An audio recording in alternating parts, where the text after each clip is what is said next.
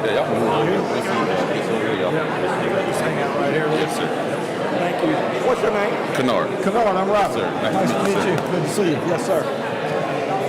So, let's see anybody. Are there any other? Yeah, Representative Brewer, I think he might be on, and Representative Hewitt. Representative Hewitt was actually one of the, well, he and Representative Brewer are two of the guys that got this bill done. So they're here. Where are they at? I think on the other side of the column, maybe.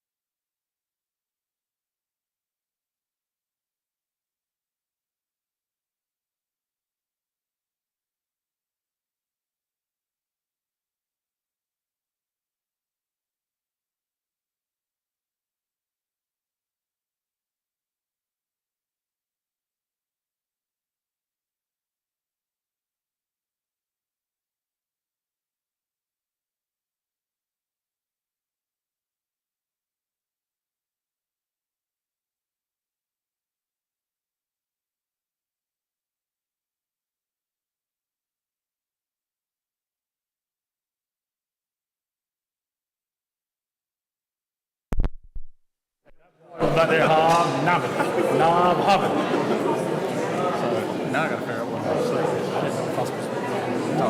They wanted those that were speaking. Oh, yeah. You can stand wherever you want. I got to be the same. Yeah, he is going to get stuff.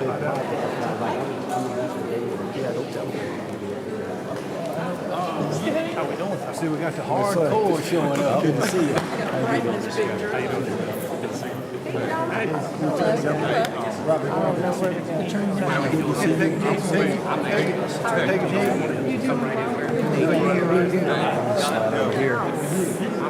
Where you want me? Okay, how about I stand right here?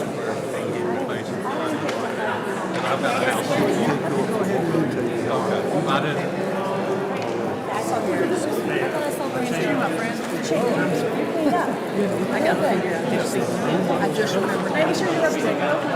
That's right. That's right. Make sure my pages are right. Just make sure my pages. About the first week of July. Yeah. Wow, look at all these people.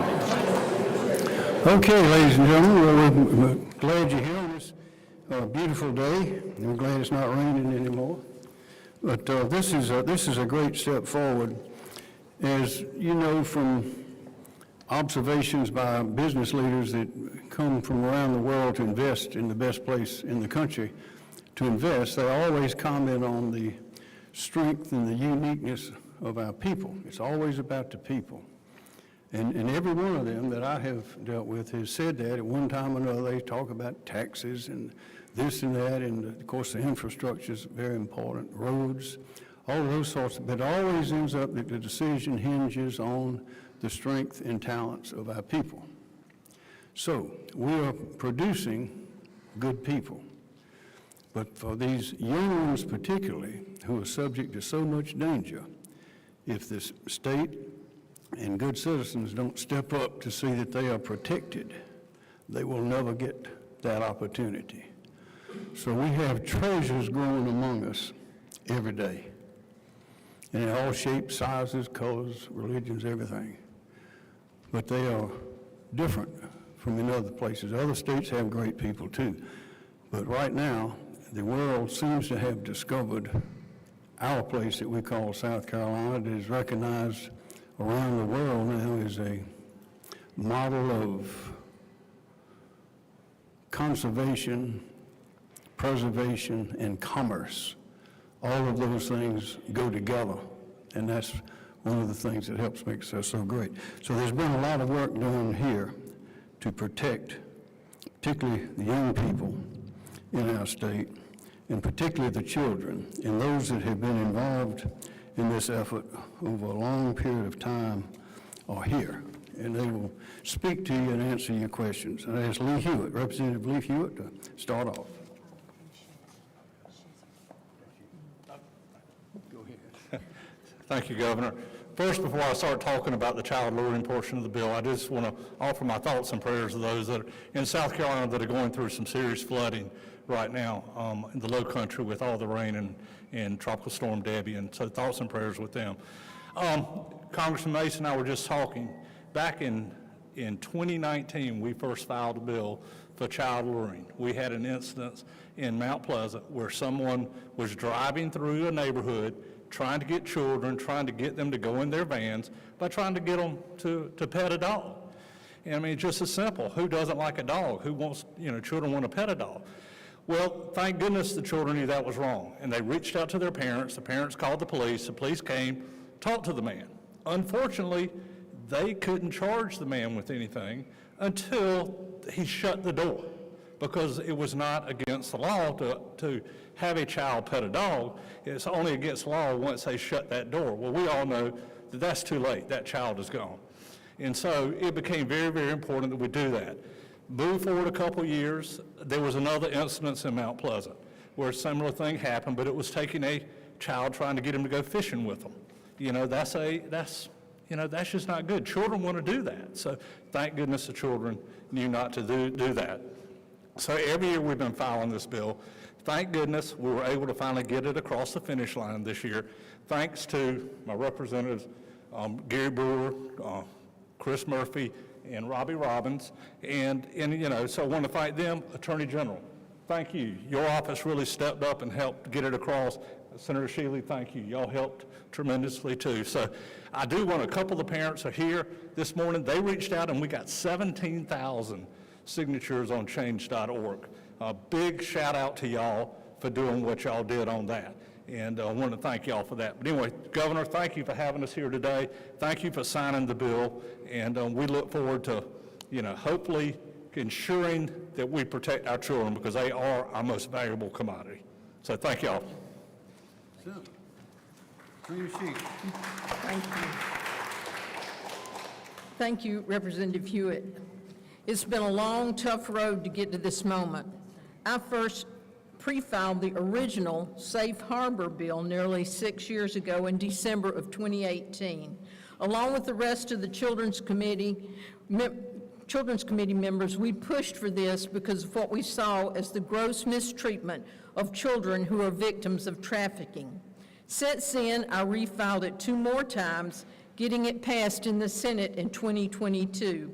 The first time, and finally, as you can all see here today, having it signed into law this year.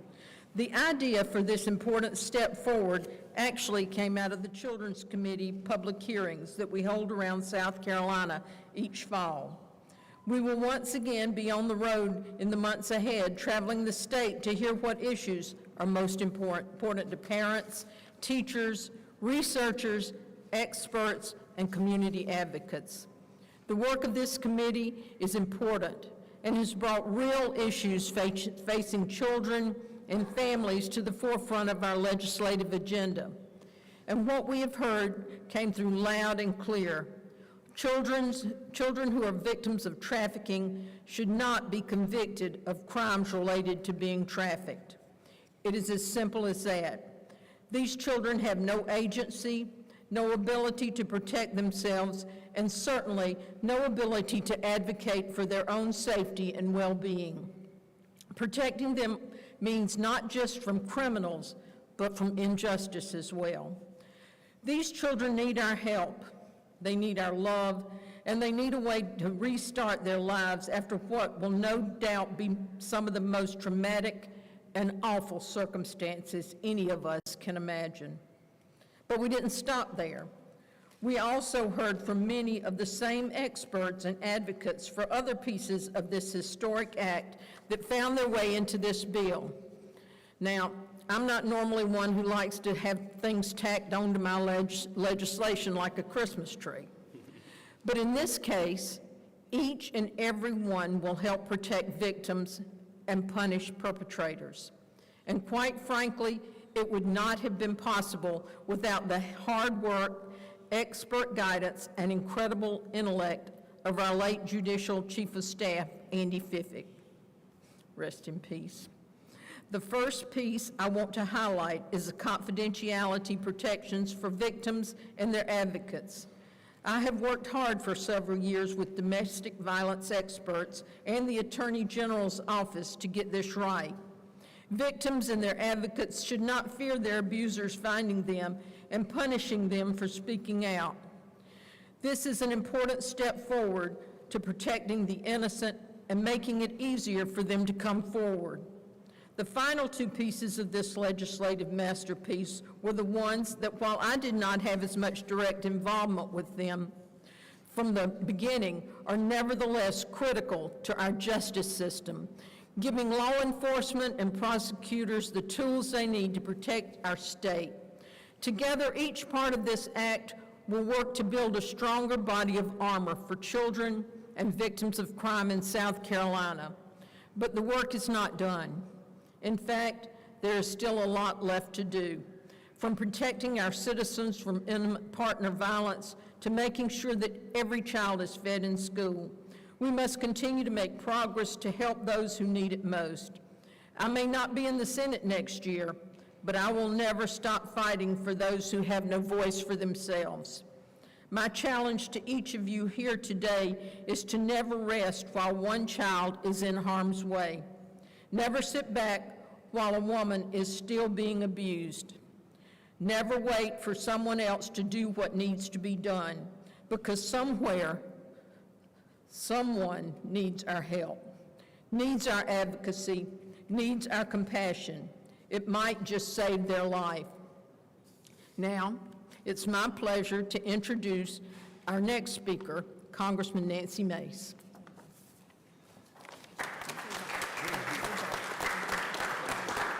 Good afternoon, and as Governor Henry McMaster said in his opening remarks today, the strength of South Carolina rests in her people.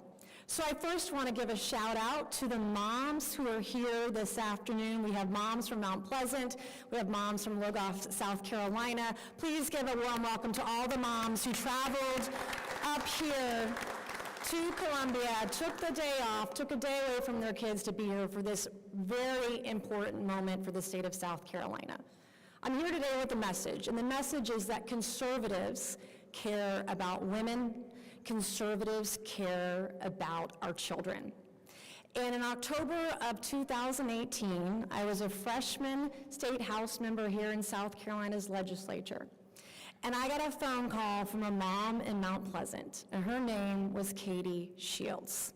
Katie is here today. Katie wanted to be sure that I was aware of an incident that happened in Mount Pleasant where a man with a van had promised a kid some bubble gum in a bucket.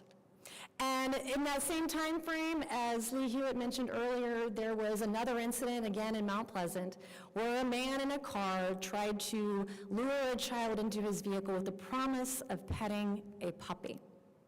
What I didn't know at the time is that with kidnapping, it's not until you shut the door in the vehicle, shut the door in a dwelling or a home, that it becomes a crime. So the moment a kid was at a playground or at a park, that time between the playground, the park, and the car, it wasn't illegal to attempt to lure that child away. So I got that frantic phone call, and I heard the pleas for help. But so too did Lee Hewitt.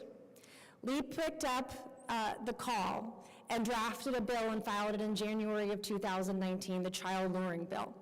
And he has worked and he has sweated it out, painfully sometimes when all of these moms across the state of South Carolina blew his phone up, his email, and everybody up here heard from moms across South Carolina. The moms got it done, but with Lee's leadership. And it could not happen without you, Lee, and I am grateful to have been a partner with you. It was one of the first bills I co-sponsored with Lee and others on the child luring bill. And I want to thank the governor today for his leadership, not just on this bill, the child luring bill, making it illegal to lure a kid away like this, but when I was in the state legislature, Governor, you signed my prison reform bill for women in South Carolina. You signed a bill just 2 years ago, Senator Tom Davis out of Beaufort, helping women get access to birth control in South Carolina from their pharmacies. Conservatives care about women, we care about kids, and we care about getting the job done. And that is what everyone up here today is doing. And I want to thank all of our members of the legislature here today and the Attorney General, the Lieutenant Governor, Governor McMaster. We could not do this without you. We praise you and we thank you, and God bless you. Thank you, Congresswoman Mace.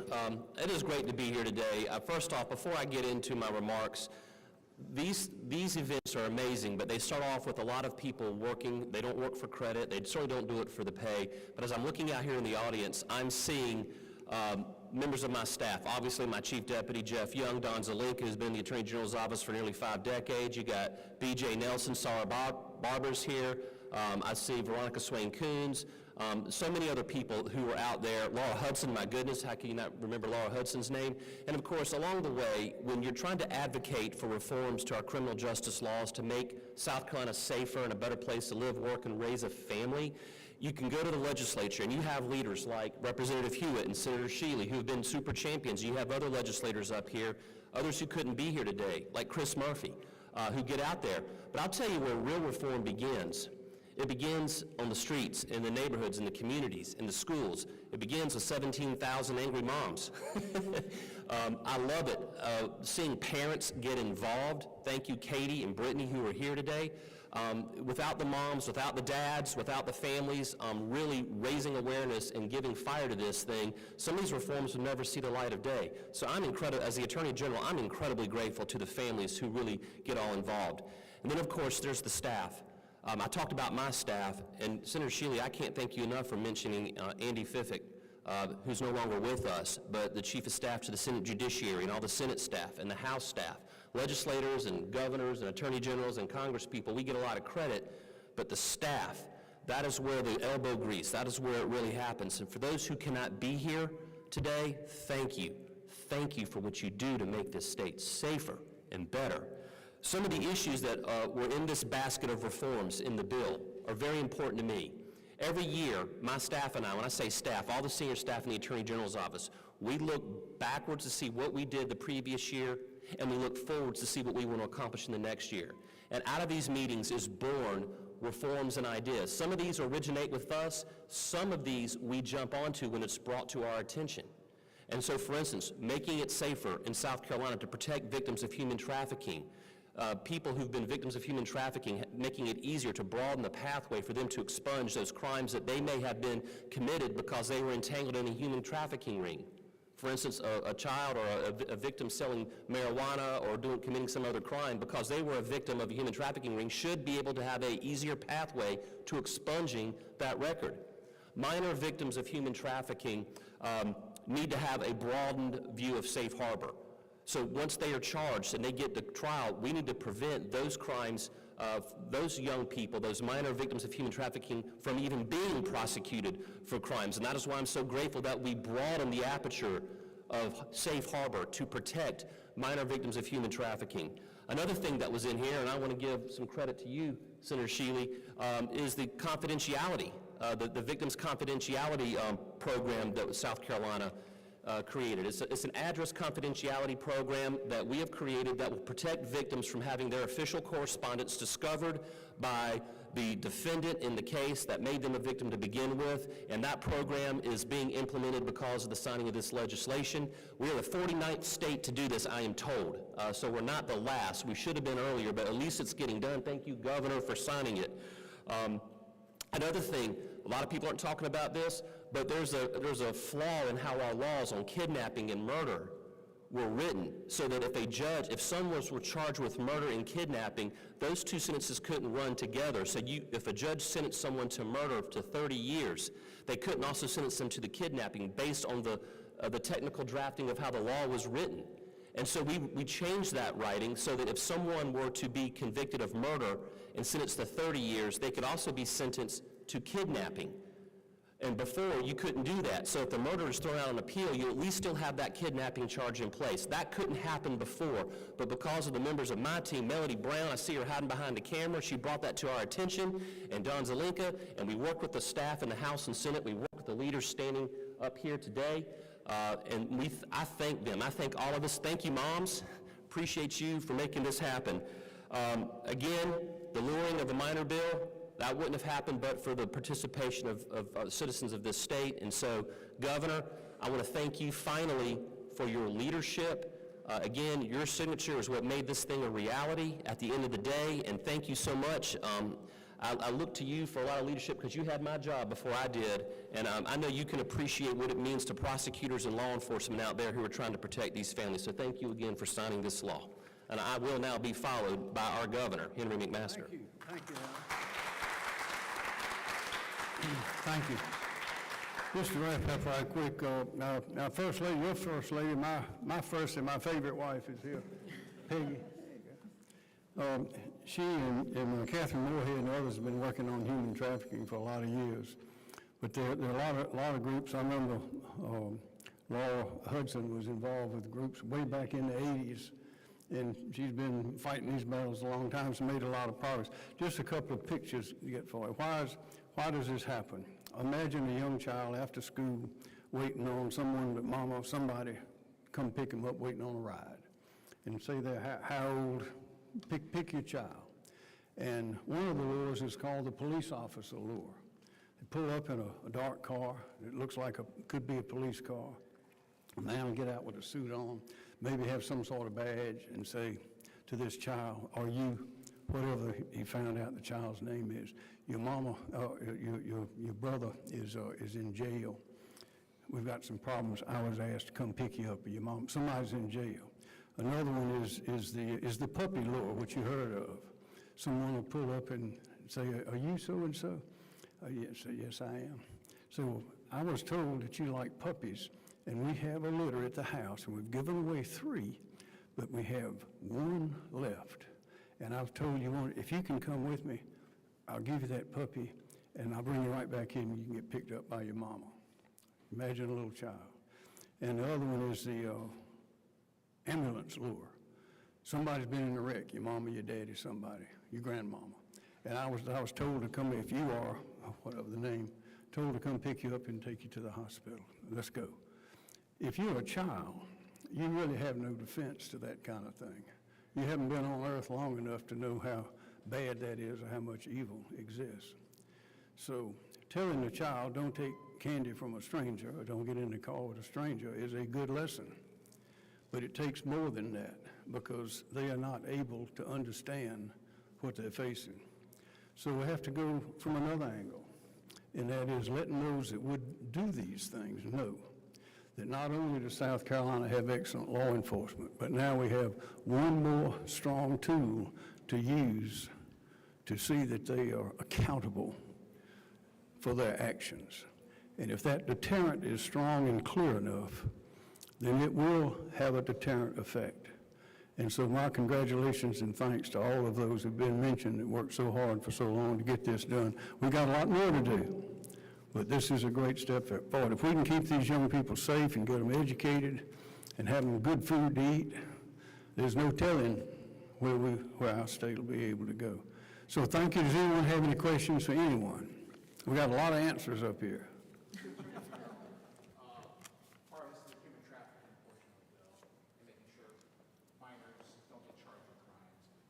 How many cases does that affect right now? I don't have the number of cases I can pull out of the air right now. I can get that number for you. Obviously, we have our human trafficking report that has it broken down by how many victims, but it is something that our team says is a real issue. When you have minors who are getting sucked into a life of trafficking, they have been victimized. And when you're in the life of trafficking, a lot of that involves committing other types of crimes, property crimes, drug crimes. You're selling, you're dealing, you're doing the drugs, you get caught up, you're charged for prostitution, that whole class of misdemeanors and other types of crimes. We want to make sure that people have the opportunity to have those expunged from those who've already been charged and convicted in the past. And moving forward, we want to be able to protect minor victims of human trafficking from having those even being charged or prosecuted in a court of law. So that's what's important to our team on behalf of 46 sheriffs, 16 solicitors, and the Human Trafficking Task Force. That's what we wanted and needed. I omitted one staffer. I want to say their name since I'm back up here, and that's Matt Gates. He's always lurking in the shadows. I can never see him, but he really was instrumental in all of this, so thank you, Matt.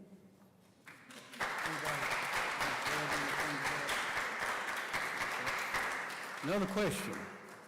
Yes, sir. This one might be for the legislators, but I know it's been a process a couple of years now, and there was mention of 49 states to enact some of these. And just wondering if we could. Say that a little louder, please. I know we're a little bit late to the party on some of these. Mentioned we're 49 states to enact some of these, but been chewing on this legislation a couple of years now, and I'm just kind of wondering if legislators wanted to address some of the issues or challenges of getting this across the finish line where it ultimately ends up. One thing I'd ask you to remember that a lot of states looking at South Carolina doing things and say, well, why didn't we do that a long time ago? This is just one where we haven't moved quickly enough. Question? Lee? That's all he can answer. Well, I mean, as you know, sometimes lawmaking is not an easy process.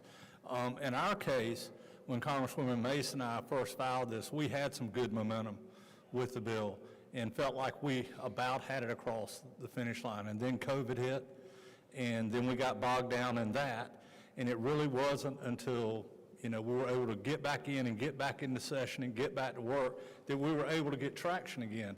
And when we did, it picked up and it went, thanks to everybody up here, the Attorney General, my fellow senators and House members and Chairman Weston Newton with the judiciary. So, I mean, it's a process, but those were our main obstacles. It wasn't that people didn't see the need.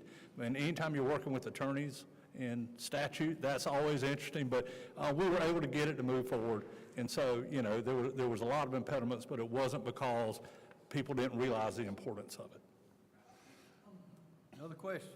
I guess for generals, and going back to Joe's question about these ancillary crimes, folks being charged with them, why were solicitors charging folks when they had an idea of the reason that these trafficking survivors, the circumstances under which they were living and committing these crimes, and why were solicitors still charging folks?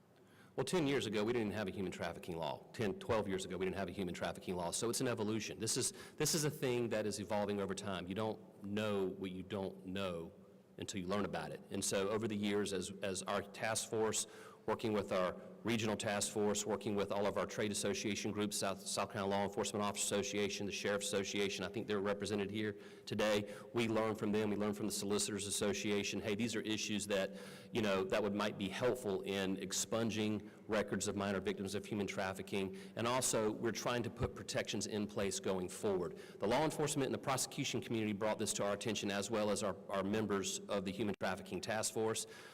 Like I said, 10 years ago, this law didn't exist, and over the years, you just learn things as you do. You don't know what you didn't know at the time. So it's an evolution. And a year from now, 5 years from now, we'll be fixing laws that are that are broken now that we don't yet know about or haven't been brought to our attention. So that's the best answer I have for why that happened. Another question? Okay, let's go to the table. Thank you. Go get on the right shoulder. You're not supposed to stand on his right shoulder. I am. Part that we're all looking forward to. And I'm gonna sit on